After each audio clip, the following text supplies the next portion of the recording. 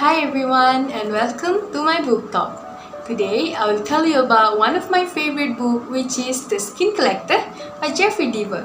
The book has around 430 pages, but let me tell you all, once you start reading it, you just can't put the book down anymore.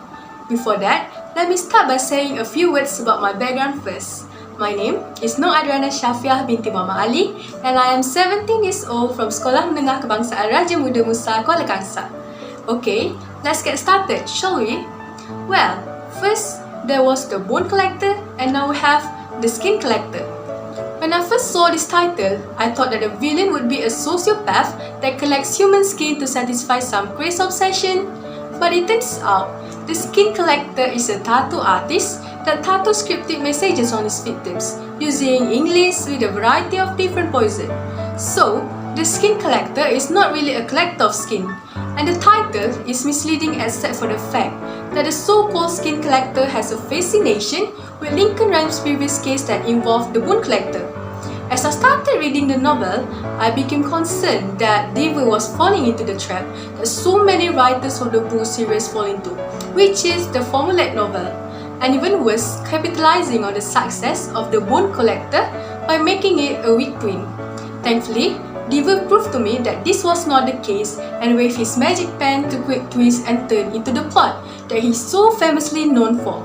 Just when you think the roller coaster ride is over, Deaver hits you with one more hair-raising drop, and when you close the book, just want to say, let's do that again!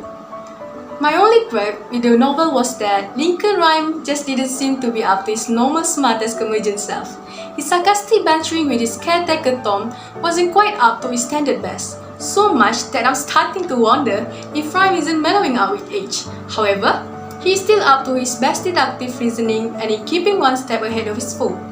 As for Amelia Sachs, a considerable amount of the plot is centered around her relationship with Pamela Gans, who had been one of the victims of the Bone Collector and child of domestic terrorist Carol Gans.